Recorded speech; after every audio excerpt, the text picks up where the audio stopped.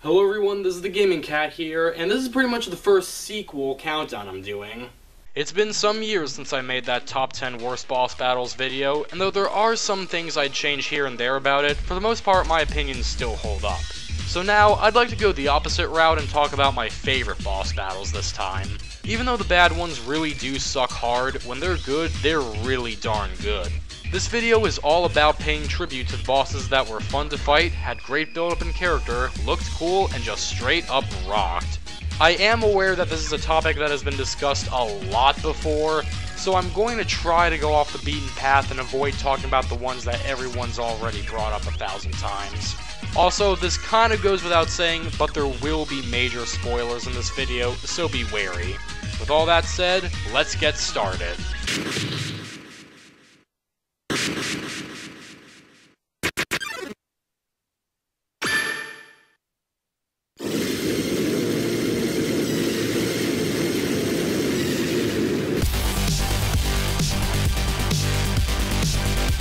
There were plenty of neat and engaging bosses throughout the Deus Ex series, or as a certain Sonic fan calls it, Deus Ex, which is to be expected considering this is a franchise about cyborgs.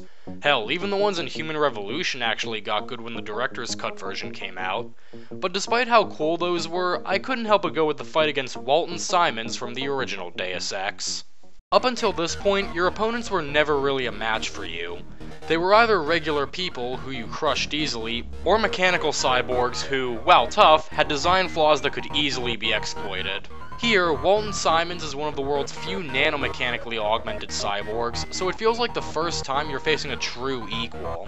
The gameplay of the fight is a bit of a deviation, since the rest of the game promoted versatile playstyles while this is a mostly combat-oriented encounter, but I think it works here. This is supposed to be a head-on fight to the death between the world's most powerful agents, so it'd be kinda hard to suddenly put in stealth or hacking bits without breaking the flow. Your augmentations are all put to the test here, and it's just as much a battle of knowing how to use your upgrades as well as a battle of strength and skill. And once you've killed Simons, there's a strong sort of satisfaction to knowing you're officially the strongest secret agent in the world, and possibly fiction itself. Yes, I said fiction. Deus Ex is fiction. Unlike the water that turns the frogs gay, of course. Something that always kind of disappointed me about the boss battles in Diablo 3 is that they just seemed too easy. The attack patterns got too predictable, and the attacks themselves never seemed to do much damage anyway, so they just got kind of boring. Thankfully, this was one of the many things that Reaper of Souls fixed about the game. Even though the majority of bosses remained the same, it added a new one that I always loved, the fight against Malthael. Malthael's been built up through Reaper of Souls as the Archangel of Death itself, so you know right away that this battle is going to be something special. Something that kind of brought down the other bosses in the game was that there didn't seem to be much going on in them. Here, Malthael brings his all to this fight, summoning hordes of enemies, slashing with his scythes, blasting bursts of energy, shooting lightning. You really get an impression of the massive amount of power he commands. It's a genuine challenge, too. Even on the lower difficulties, this fight can quickly kill you if you don't stay on your toes. But if you do, it's one hell of a ride. Get it? Hell? Because it's... Ugh, I'm already cringing at this joke. Hey, you like lightsaber fights? Of course you do, you some kind of weirdo or something? Then you're bound to love the battle between Travis Touchdown and Henry Cooldown from the original No More Heroes. In a way, it's kind of a funny subversion of the iconic lightsaber duel. Most of the ones in the Star Wars films were bold and epic, two great warriors clashing in a fight where the fate of the universe hung in the balance.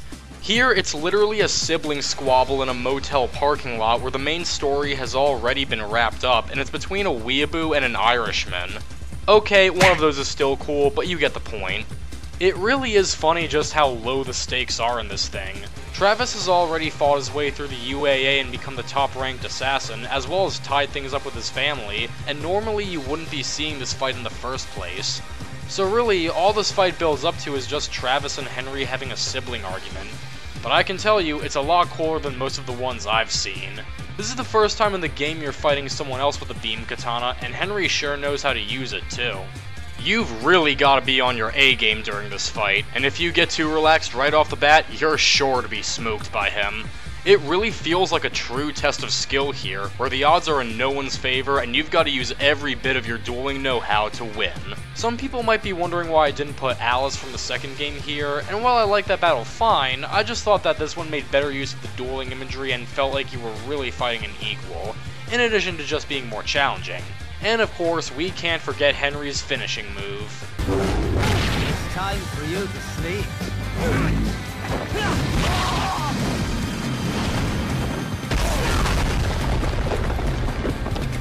Stop! My penis can only get so erect.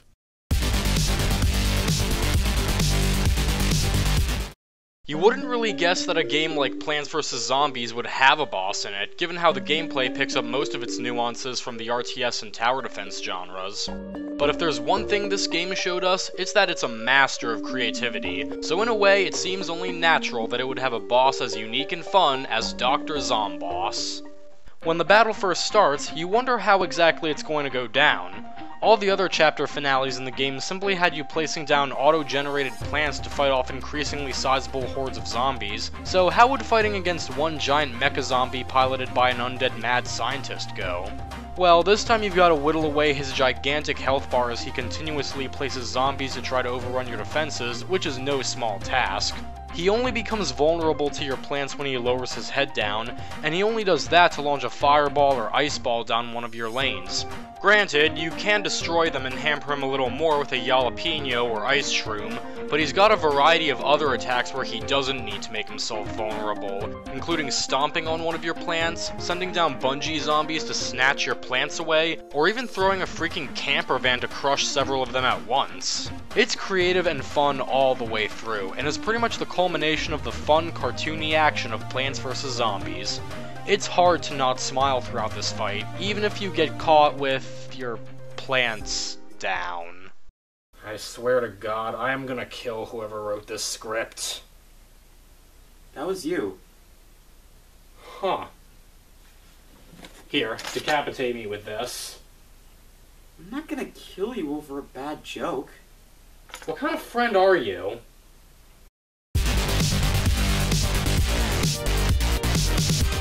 The Binding of Isaac Rebirth is a game that's chock full of really cool, really creative bosses. Save for a few less inspired ones, most of the bosses in the game are always really fun to fight, and you've gotta wonder how many hours went into conceiving and creating these baddies.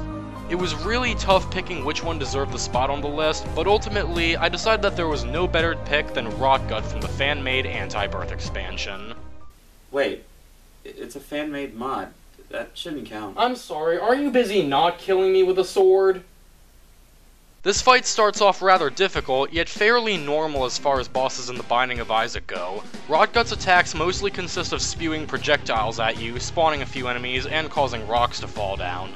But when you defeat his first phase is when things really get interesting. He starts trying to suck this small child. You might want to leave that out of the script. Yeah. And when he takes you in, you get a boss fight that takes place on a 2D plane. That's right, a boss fight in a crawl space. This is about the last kind of fight I would expect to come from an Isaac boss, but it works perfectly. You've got to learn to quickly adjust how you move, since you can't move in all directions anymore, and stay on your toes to avoid his spitting and vomiting attacks. But it doesn't stop there, either. After you defeat this thing, you then fight Rotgut's heart. It's more or less just a lesser version of Mom's Heart, but having it take place with this change of gameplay really helps make it feel unique and interesting. This whole fight was just such a pleasant surprise that I honestly don't feel bad about leaving some of the more visually impressive fights from Isaac off this list. Those were cool, sure, but to me, Rotgut's originality and gameplay definitely made me want to fight him again and again.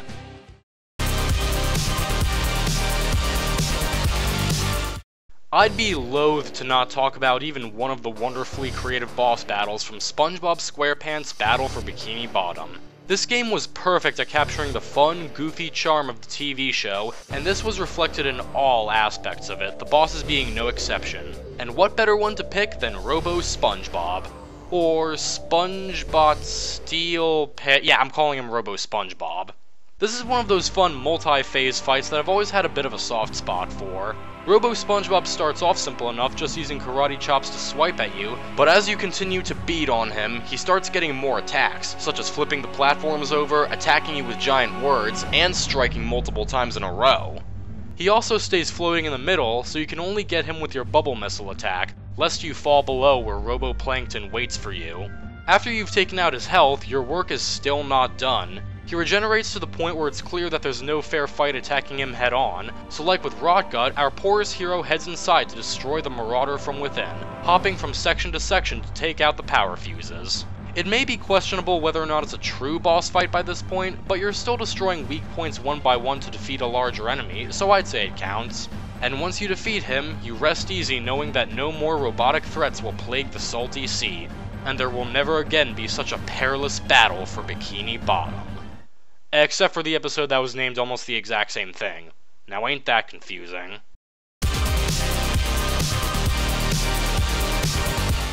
You might have noticed from this list so far that I'm a huge sucker for equal versus equal fights. That is, fights where a hero faces an opponent who is equal to them in skill and wit, or at the very least resembles them.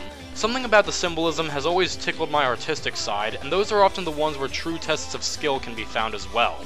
In this category, my favorite of them would have to be Jean from Bayonetta. Throughout the entire game, it's been emphasized that Jean is the last living Umbran witch, save for Bayonetta herself, so you're just waiting for the moment when these two are finally gonna face off because you know it's gonna be major. Well, eventually they do, and it does not disappoint one bit. This entire fight is the first time in the game where you really feel like you're fighting an opponent who is equal in strength, skill, and mind, rather than just being one of Bayonetta's usual prey. Not only does Jean have guns and attacks that match yours, but her dodges are just as tricky, and she's got her own set of wicked weaves up her sleeve. This is the true opportunity of the game where you can prove your worth against one of Bayonetta's own kind, and it really feels like you're fighting a former sister in arms. Every single one of your skills that you've built up through the game is needed here, or you're toast. And not to mention the scenery of this battle, my god! Not only are the vistas you fight on beautiful, but at one point you even continue the fight on a freaking rocket. This ain't just over the top, this is over the damn moon and halfway across Mars. I know some people would probably want me to put Jubileus on this list instead, or perhaps the Masked Lumen from the second game, and while I agree those fights are cool, they don't have the same sense of equal versus equal that's present in this fight, as well as the cool imagery and pulse-pounding moments. You don't fuck with a witch unless you're a witch yourself, and this fight shows that such an instance isn't one to be missed.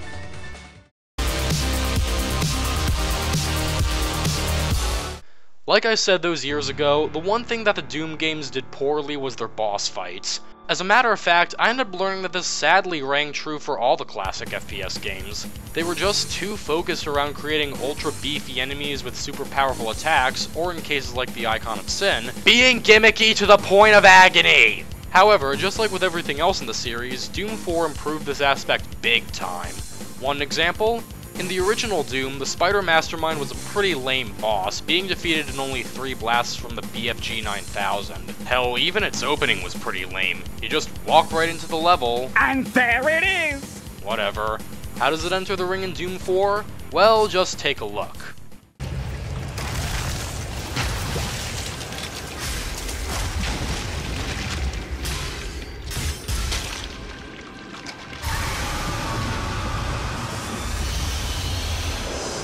I've shit my pants. Yeah, you can tell right away that this is gonna be one unforgettable fight. The Spider Mastermind's got a lot more attacks now, rather than just shooting a minigun at you like it did before.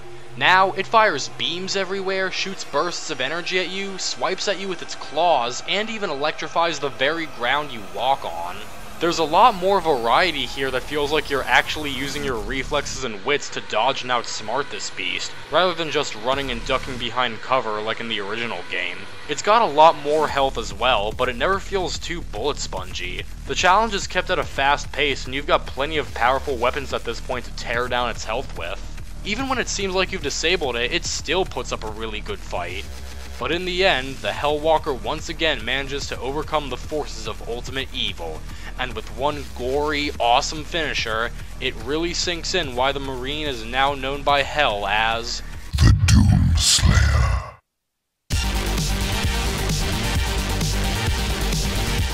Warning, massive spoilers for Undertale. If you still haven't played, please skip to this part. But if you haven't played it, dude, it's 2017. You seriously still haven't played this amazing experience? The hell is wrong with you? On the true pacifist run, you've not only succeeded in sparing everyone you've met on your journey through the underground, but you've grown closer to your newfound friends, and even helped them overcome some personal demons. After a mysterious person tells you that everything's fallen into place, you go to confront Asgore once again, only for the battle to suddenly be stopped. All your friends show up and, rather than attempting to take your soul, decide they like having you around and resolve to spare your life. Everything seems to be working out, until, of course, Flowey shows up and screws the pooch. Get it? Get it? Because Toby Fox is confirmed he's the dog in the game, the dog, and Flowey's always going around and messing things up for you when you're venturing. It's a joke. It's a joke. After announcing his plans to repeat this cycle with you forever and attempting to kill you, your friends start saving you, and everyone else you showed your mercy to will also show up to give you their support. It's a really heartwarming scene. Until Flowey reveals it's all part of his plan to absorb everyone's souls. He does so, and the biggest twist of the game is revealed. Flowey was a zombie the entire time! It's a zombie! What a twist! No, that doesn't happen either. As it turns out, Flowey was actually Azrael, the lost prince of the kingdom. Not only that, but he's your final boss. This entire fight sees you living the dreams of a kid who once had his innocence perfectly intact, and his attacks are certainly bold and imaginative. Stars and lightning rain down from the sky, Azrael blasts you with a giant beam, slashes at you with his swords, and even tries to eat you alive. Everything from the music to his taunts to the scale of this fight gives the impression that everyone's future is at stake here. There is no second place. Either you succeed or you're doomed to repeat the cycle forever. Azrael buffs himself even further, but just when it looks like all hope is lost, you reach out to your friends and they give you the strength to go on. But it doesn't stop there. You then have to save Azrael himself from his spiral into madness, and when you do, he starts calling out to you? He tries to finally defeat you, but ultimately can't, and it's finally revealed who the villain was the entire time. A lost, scared child, whose life was taken from him before it ever should have and lost his mind. This was what really made this fight for me right here, showing how utterly hopeless the situation really was, not from your position, but his. The few minutes you spent fighting were the first time in years he's felt any true sense of childlike joy and wonder, and now he's finally forced to see how far his madness has gone. I know that this fight isn't very challenging, hell, it's practically impossible to lose, but the utter raw emotion in this sequence more than makes it up for me. It really hits you right here just how much Azrael has lost and how much he's suffered through all this time. How completely alone he was, and let me remind you, this all happened to a freaking kid. Not only does this fight look amazing and feel fun to play, but it's charged with emotion as well. It really drives home how important it was that you got the opportunity to spare him at the end of the neutral run fight. To quote a certain wizard, "Many that live deserve death, and some that die deserve life. Can you give it to them, Frodo? Do not be too eager to deal out death and judgment. Even the very wise cannot see all ends."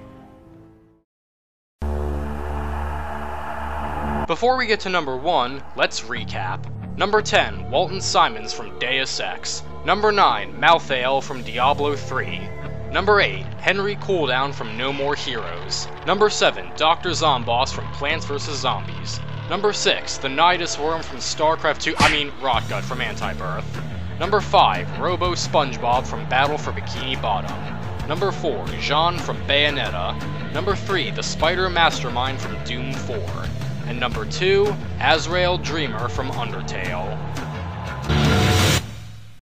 When I was making this list, I had a very hard time figuring out who my number 1 was gonna be. There were so many good bosses that I honestly was unsure for the longest time. Even when I was editing this, I was still trying to decide. But I searched within my heart and found out that the boss that I can be most proud of to put on the top of this list is from Wasteland 2. Throughout this game, you and your team of desert rangers hear mysterious broadcasts from someone called Matthias. Eventually, you learn that he's a maniacal cult leader hell-bent on raising an army of cyborgs and robots to destroy the desert rangers and reawaken their oldest enemy, the base Cochise AI, hoping to achieve mechanical transcendence. After destroying much of their main base, you find out that they've made it to the Desert Ranger headquarters and have started wreaking havoc. The struggle looks nigh impossible at first, but then you come across all the people you helped on your journey, and they've decided to help you fight the Metal Menace. Gathering them together, you charge the gates of your old home and fight tooth and nail past the army of robots. It's a tough struggle, and not everyone will survive, but eventually you make it into the main room, where you find Matthias. You seemingly arrive too late, and he reawakens base Cochise, but suddenly, it takes over Matthias, his robots, and any cyborg allies that are in your party, and it reveals itself to be the one who started the nuclear apocalypse all those years ago, wanting to destroy humanity. This is where the final battle begins. Everything is at stake here. Nothing else matters right now except for this fight, and everyone present knows it. Base Cochise fights hard in its last stand to defeat the Desert Rangers, and your allies throw themselves into the deadly fray to stop this thing. The entire game has been building up to this point, and you can feel it everywhere in this fight.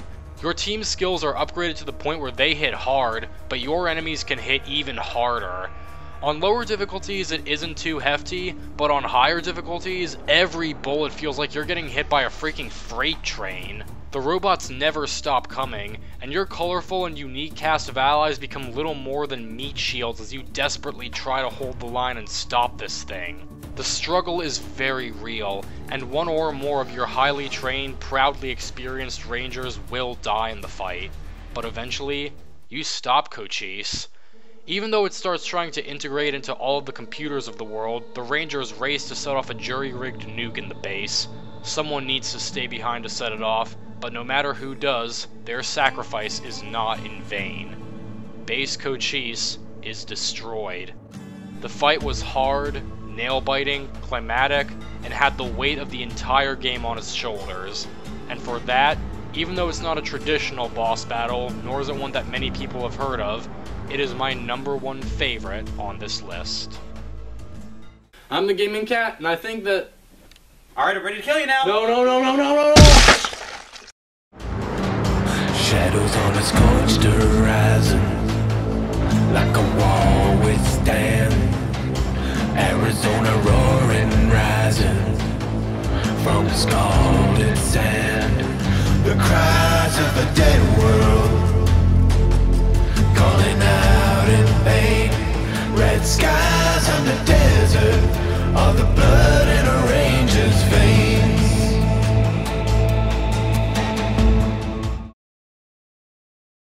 Hello everyone, this is Alex, and there was just one other thing I wanted to tell you about before the video officially ended.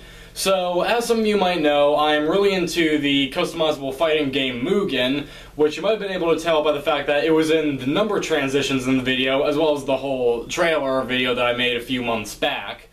So, I bring this up because recently I found out that it was possible to edit and then program a custom intro into the game. So, after taking a look at some of the intros and not being impressed, I decided to make one myself, and a few weeks ago I uploaded it and put it on the Mugen archive. So, in case any of you out there play Mugen and are possibly interested in this, I'll put a link in the description below to where I put it on the Mugen archive. And if you want to preview it to see what it looks like, I'll also put a link down there to a preview of it on YouTube. Now, I should warn you that Mugen can only take a very limited resolution for its intros, so the quality of the preview you'll be seeing is a lot higher than what it actually is in-game. So, like, it's not gonna, like, sparkle with HD like the preview does. There is gonna be some grain, but hopefully it won't be that much of a downgrade. I think that it still works pretty well on its own, so I hope you all enjoy it. So that was all I really wanted to tell you about. I had a lot of fun making this video. Next I'm going to be working on the YouTube poop of the Nostalgia Critic and Conjun House, and then after that I'm hoping to do the first impressions video on StarCraft Remastered, so looking forward to all that. Hope you all are too. So thank you, have a good day.